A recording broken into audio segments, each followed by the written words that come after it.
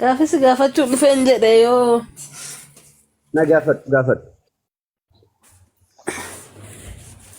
meesti waa'ee Muhammad meenatti himee እሺ ዋይ ሙሐመድ አለይሂ ሰላም መጽሐፍ እሺ አቦ ዋን መበሪ ወላሂ በገነ ጋፈተ አቦ ጋፊ መከነ ጋፈተ ሙጫ ለማልቱ ነገመቺ ሰጋፊ ዋይ ነብዩ ሙሐመድ አለይሂ ሰላቱ ወሰላም ነብዩ ሙሐመድ አለይሂ ሰላቱ ወሰላም እርገማ ረቢቲ ኢሳን እርገማ ረቢቲ አኩመ ረቢኑ ሱራ ፈትሕ በቆና بسم الله أفرتمي سديت فات دمي سديت أكس قبات نويمو محمد رسول الله والذين معه أشداء على الكفار رحماء بينهم جل رب قرآن كيسات سيقال محمد إرقم أفن رمز سيك أبدا أكس دي سابشر محمد عليه الصلاة والسلام إرقم ربيتي أكم ربي نو بقولنا صدمي ستفا قباتي جدو ما كان محمد أبا أحد من رجالكم ولكن رسول الله وخاتم النبيين محمد عليه الصلاة والسلام إرقم ربيتي أمو إرقم ربي كان جلق أبامتي إرقم ربي كيسا كانت أموراتي إرقم ربي كانت أمورا تي إسان كالربين الدنيا قوتو الأفسان إرقى جتشو إرقم الدنيا قوتو الأفسان لين إرقم أموراتي إسان بودان إرقم برانج No jalqaba miti xumura malee jalqaba no jalqaba ergamoonni baay'een ergamanii jiranii isaan kan xumuraati isaan booda isaan dura ergamoonni hedduun ergamanii jiran baay'een jechuudha ammoo booda isaanii ergamanii ergamaa xumuraati isaan kan jalqaba osoo hin taane kan xumuraati. Okay. Naangalle garuu qeegaan jalqabaan taane akkamitti xumura gaheettu. Hayye kan jalqabaa ta'uu jalqabaan taane ergamaa jalqabaa kan hin taane maaliif jennaani isaan dura Nooxiitu jira Abrahaamtu jira Looxtu jira Isaaqtu jira Yaaqoobtu jira Yooseftu jira Museetu jira keenya No. Kenya atis nutis hundi keenya kan walitti qabnu Nabi Muhammadiin qofa. Hundi isaanii saba isaanii qofaaf ergaman. Fakkeenyaaf amma Museen saba Israa'elitti ergame, Yesuus saba Israa'elitti ergame, Yoonaas warra Nanawweetti ergame, Abrahaam illee akkasuma warra gara Turkiyaa dhiyaatanii warra sanitti ergame. Siigalee Luqmaan ammoo warra Kuushitti ergame. Kanneen malee Luqmaanii miti kan maqaa isaa irraan fadhe. Nabiyyoonni hundi saba isaaniitti ergaman.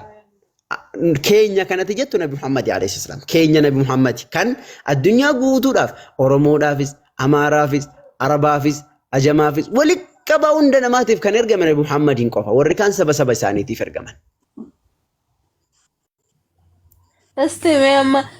Esti jaalalli inni isiniif qabu akkamitti meenuu amma fakkeenyaaf gooftaan keenya jaalalli inni qabu.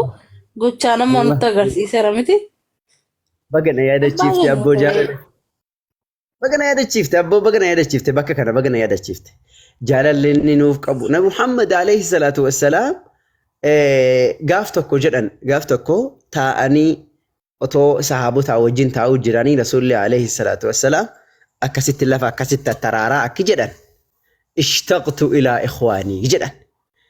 Maal Rasuula Rabbi jennaan an obboleeyyan koo yaadee jedhan obboloota nuun jedhu beek obboleeyyan kiyya yaadee jedhan maal nuti obboleeyyan kee miti jedhaniin warri bira jiran sun eenyu isaan warri sun hawaariyoonni isaanii Nabi Muhammad alayhi salaatu wassalaam maal nuti obboleeyyan keetii miti yaa ergamaa Rabbi jennaan laa jedhan isin sahaabaa kooti yookaan ammoo hawaariyaa kooti warri an yaade warra na boodaa dhufu saayaayuu yaammanu biny otoo nan argin warra natti amanuu taa'an gara fuulduraatti dhufan san isaan san yaadee jedhan Rasuulli alayhi salaatu wassalaam.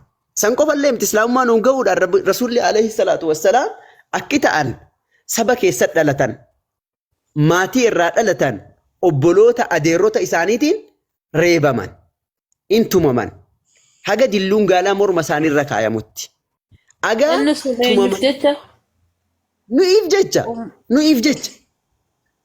Ilkaan isaaniillee irraa cabee qarrifaan itti cabee hattaa wantina mataa isaanii uratee xaarmusiin mataa isaanii cabee sahabaan Rasuula alayhi salaatu wassalaam sahabaan isaanii yookaan immoo hawaariyoonni isaanii irraa harkaan buqqisuuf dadhabanii ilkaaniin gaditti jedhanii sammuu isaanii kana keessa xaarmusii itti kaafirtoonni yookaan ammoo warri yeroo sanaa itti cabsan ilkaan inni itti gadi jedhee too buqqisuu ilkaan isaa itti buqqa'e namni sun jechuu.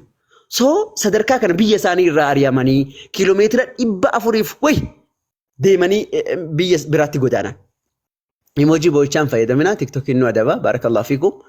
Rasuulli alayhi salaam xiqqeeffamanii utuu ergamaa rabbii ta'anii jiranuu ergamaa rabbii ta'anii otoo jiranii falfaltuudha jedhameenii kijibaadha jedhameenii si galee nuyiif jecha kun utuu kabaja qabanii jechuudha. Uummanni gaafa dura otoo isaan hin ergamin dura. Matsaafni ni ibsa abdii dhifama wajjin.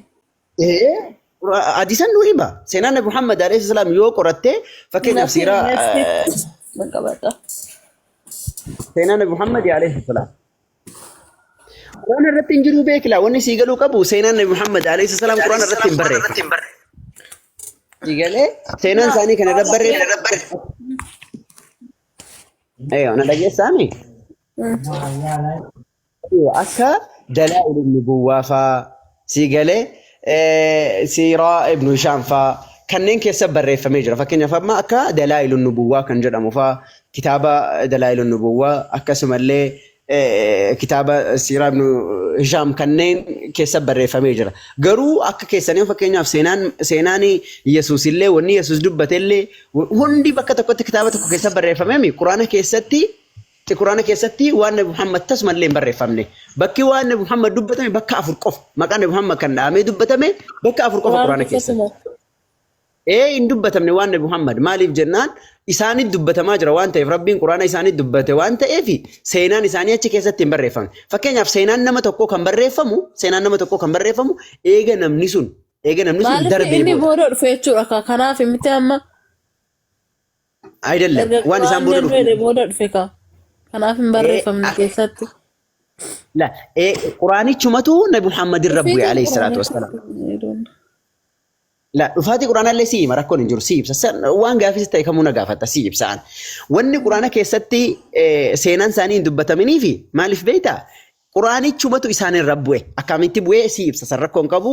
Fakkeenyaaf seenaan nama tokkoo kan dubbatamu yoo wanni sun erga namni sun du'ee booda yoo barreeffame seenaan nama sanii barreeffama. Fakkeenyaaf amma macaafa yoo fudhatte macaafa keessatti seenaa Yesuus dhaloota isaatii kaasee aga guyyaa ol fudhatamutti seenaan isaa macaafa keessa jira.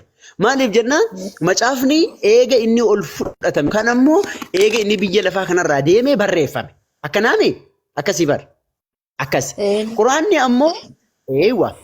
ammoo xiqqaadhaan isaanirra buufame. Erga Quraanni bu'iinsi Quraanaa dhaabbatee Nabi Muhammad alayhi salaam gara fuula Rabbii deeman. Si galee isaan booda Quraanni hin buune maaliif jennaan kan Quraanni irratti bu'uyyuu isaanii waan ta'eef. Si galee kanaaf jecha seenaan isaanii Quraana keessa hin jiru. Seenaan isaanii kan jiru hadiisa keessa jira. Akkasumallee siiraa yookaan ammoo waa'ee isaanii kan barreeffame kitaabota garaagaraa baay'een hin jiru. Kitaaba tokko naaf waa'ee isaanii kan barreeffame. Arabiffaan jira. Arabiffaan jira. Waa'ee isaanii dubbataa kitaabni jedhu natti hime. Wallahi ana kitaaba afaan Oromoo hin beeku dhugaa dubbachuu fi kitaaba biyaansi jecha namaatirraa wayi tokko kan taraddaatu wanta sana hoo dubbisterra siif ifa ta'a natti fakkaata garuu akka kootitti. Kun dhugaa keeti garuu ani aga arraatitti kitaaba afaan Oromoo hin dubbisuulleedha. Dubbiseellee waa irraa hubachuu hin danda'u. Ani kanan dubbisu Arabiffaan dubbisa.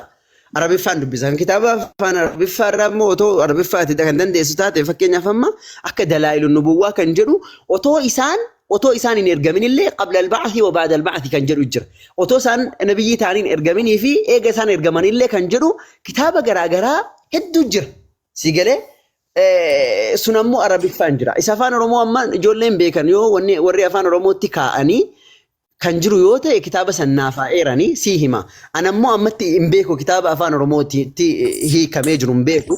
Si galee afaan Oromootiin illee agas maraan waa dubbisee sammuutu naan qabamu waan isaan beeku malee jechuudha. Ani kan dubbisu Arabiffaan dubbisa seeraa isaanii kan hin baradheen illee kitaaba xixiqqaa illee ta'ee kan hin baradhee siiraa isaanii kan hin baradhee Arabiffaan baradhee ammallee kan hin dubbisu waan Arabiffaan dubbisa seenaa isaanii jechuudha.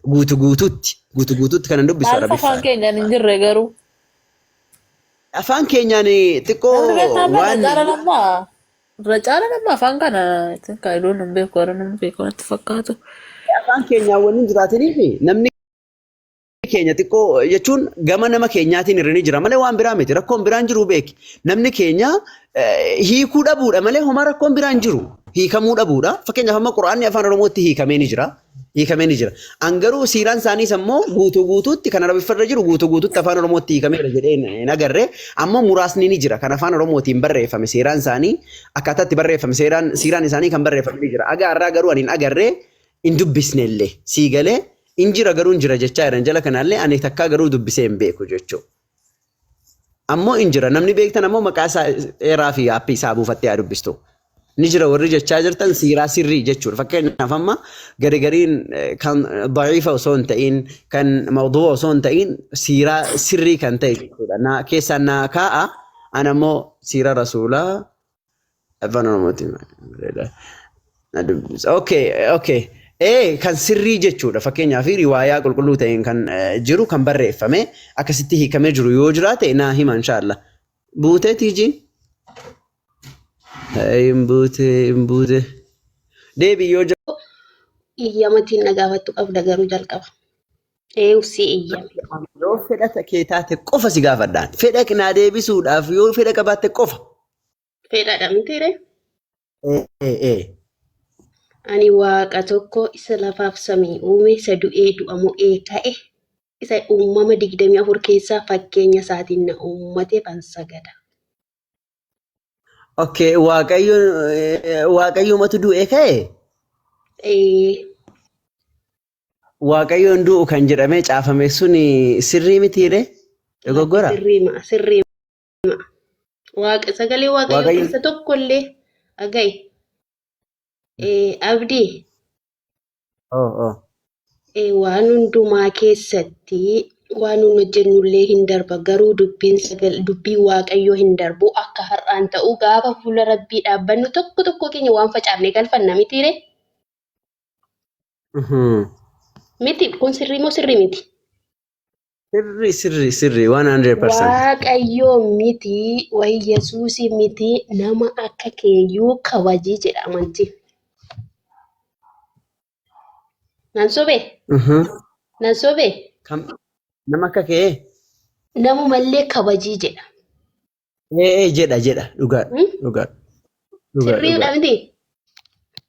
Sirrii. Anamma fakkeenyaa fi afaanitiin waaqayyo inni du'e sun soba jechuu waaqayyo du'e jechuun soba yeroo jedhamu dubbima sagalee waaqayyo soba yeroo jedhamu danda'ee hin dubbadhu. Amantii yoo qabaadhe immoo yeroo jedhamu dubbima sagalee waaqayyo. Ish bakka ayyee. Tayyib kanaafuu waaqayyo hin duwwaatu hin du'uu inni ifamtuutti dhiyaachuu hin dandeenye keessa jiraataa kan jedhee caafame sirriidhaami? Inni waaqayyo duwwaatu hin du'u kan jedhamee caafame dhugaadha sirriidha miti? Laa. Akkamitti waaqayyo du'eera? Boqonnaa 8 irraa dubbisi Yesuus har'as booris bara baraanis isuma jedha. Ish rakkoon qabu. Kanaafuu inni du'e waaqaa miti ka waaqayyo hin du'u erga ta'eeti inni du'e waaqayyo miti ka. Ilaa cubbuu namootaaf jedheetu na hubatta yoo ta'e obboleessu. Waa'ee muggutii miti sitti meera miti jalqaba? Waa'ee muggutii miti. Amma waa'ee muggutii miti. Waaqayyo reefu maal jettee naaf du'aa ka'ee jette miti anaaf jedhee? Macaafni ammoo waaqayyo hin du'uu jedha. Akkamitti ilaalta bakka kanaati? Laaggeeffadhu waaqayyo hin du'u waaqayyoon jiraataadha. Waaqayyo hin du'a yoo jennu gaafa cubbuu keenyaaf jedhee gooftaa Yesuus durbee maaramii keessatti bulee dhalateera akkuma namaatti foon uffatee jechuudha. Hin boo'ina maaliif boossu dhugaa warra addana jalaa hin boo'ina dhugaa hin boo'amu. Waaqayyo du'e ati jennaan rifatanii barre waaqayyo du'e ati jennaan rifaasuu waaqayyo du'e san boo'aa jiran malee waan biraa miti beekisitu waaqayyo du'e jennaan boo'aa jiran. Hin boo'ina waaqayyoof inni of danda'a gargaarsa hin barbaadu. Hin boo'ina ijoollee waaqayyo namni yoo du'e boo'an malee waaqayyo duunaan hin boo'ani yoo namni du'e malee kan boo'ani yaa hin boo'ina namni tokko. Du'ee ka'eera. Du'ee nafnee ka'eera jedhan. Kanaafuu hin boo'ina. طيب induu kan jedhu sun ijoollee koomentii emoojii boo'ichaan barreessina tiktokiin nama adaba silaayyuu na adabee jira tiktokiin kiyya adabbii jala jira Amma mee dubbii makabaabaa abduu hojiin deema. koppilinkii godhaa jiru ajamaa Abdii. adabbiin irra jira. Abdii. Oo Hmm? oo Hojiitiin deema tekstii tokko bichaa naa dubbisi nan deema ishee Yohaannisiin naa baasi naa dubbisi. ish boqonnaa meeqa Boqonnaa 4 lakkoofsa 6 naa dubbisi. Achumaan jalqaba boqonnaa 10 irraa ka'ime. anoo sammuu keessaayyuu si hima otoo macaafa hin dubbisin. Lakki naa dubbisi akka gootu Yohaannis boqonnaa 17 hanga 9tti naa dubbisi. Achuma immoo 4:6 naa dubbisi. Viidiyooti. Ish. Kana bichaa naa dubbisi Boqonnaa- isaa booda hin ba'a. No, naa dubbisi hin ba'an hin jiru gaa. Yoo si dubbise waan san irratti haasa'u dirqama irratti haasofta waan san irratti hin gaafatamta waan si gaafadhe hin deebista. Yoo ammoo akkanumaan dubbistee ba'uu ta'e akkanumaan deemi utuma hin dubbisin. Yoo immoo ani dubbise Dafii dubbisi ariifachaa jira. boqonnaa 10 moo 5 Jalqaba boqonnaa 10 lakkoofsa 7 hanga 9tti naa dubbisi. Yesuus ammas dhuguman isinitti hima. Ana balballi hoolota.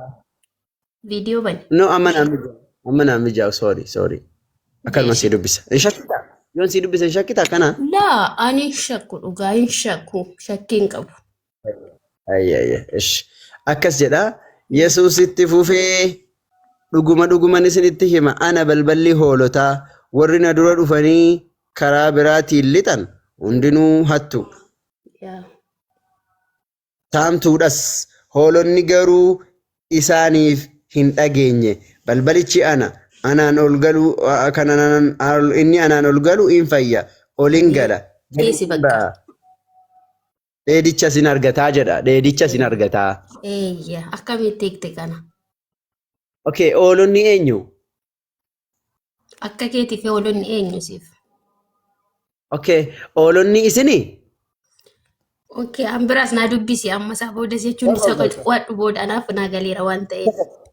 Siif yoo sii gale anaaf immoo naaf hin galle. Hoolonni inni baanu sun eenyu isinii? Isin hoolonni siif eenyu? Anoo hoolonni anaaf hoolotuma hin beeku. Hoolotuma warra bakkee jechuudha. In dheeduu jedhee marga dheeduu jedhee bar warri sun marga argatanii dheeduu jedhee hoolotuma warra bakkeetii miree. Okay, eebbifame abduu gooftaan si haa eebbisu amma immoo Yohaannis 4:6 naa dubbisi haa dhokku. Hoolota sana naa himi kaa dura si yoo dubbisa rakkoon hin jiru. Hoolonni sun eenyu? Zammaa naa dubbisi maaliif ati hiikteetta waan ta'eef watteetta mitiire? Ani garuu Ana fudhatu waan balbal- ta'eef hoolonni hoolota bakkee dani'aa jette deebisteetta waan ta'eef dhiise akkuma jette si baatu. Okay. Kanaafuu Yesuus inni hoolota qaba jechuudha gaafa biyya lafaa ture isaan?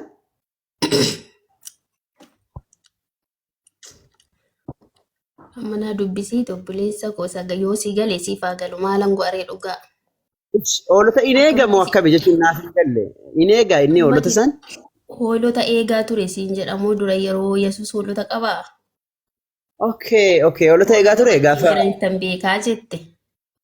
gaafa biyya lafaa ture sana eegaa ture? Okay, nabiyyoonni hundinuu hoolaa eeganiiru jedhan Nabi Muhammad alayhi salatu wassalam. Hoolaa, okay, ish. Okay, ish. Meeqa si dubbisu amma immoo? 4:6. Ish, 14. 14. Yesuus deebisee karichi dhugaan jireenyis ana. Anaa yoo ta'e malee eenyuyyuu gara abbaa hin dhufuu jedhe. Ameen.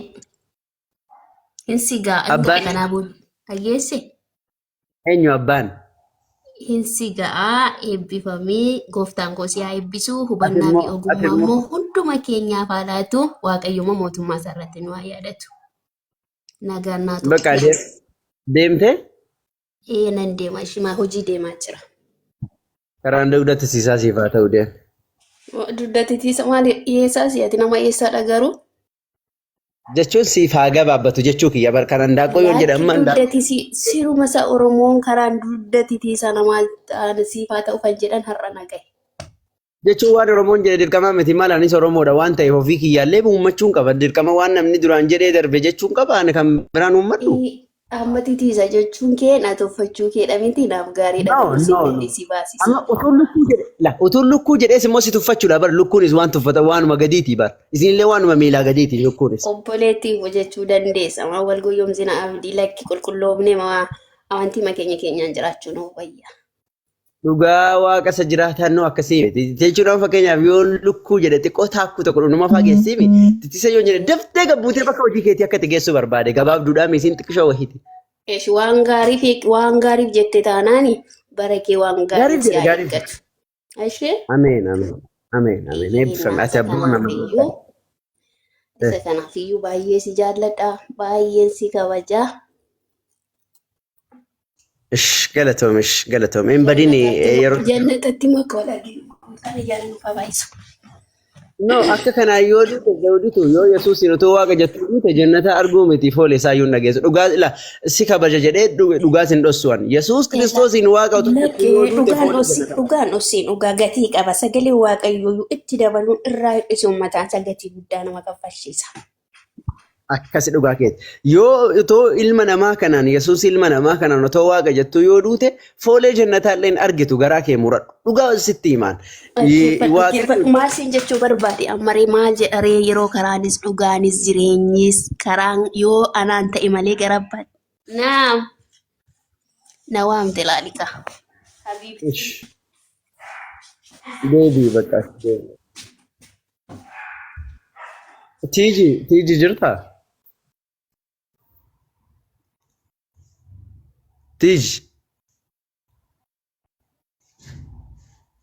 Tiijee'uu Dhaga'amu. akkam jirta nagaa? Galata waaqa. Baga nagaan dhufte. Baga nagaan nu edda. Taa'e kan dhaabatini keessummaa ammaa dhuftee hin dhaabatini taa'e. Bakki taa'etu man jira. Afaan dhaabbadha. Taa'aa jirtaa? Eh.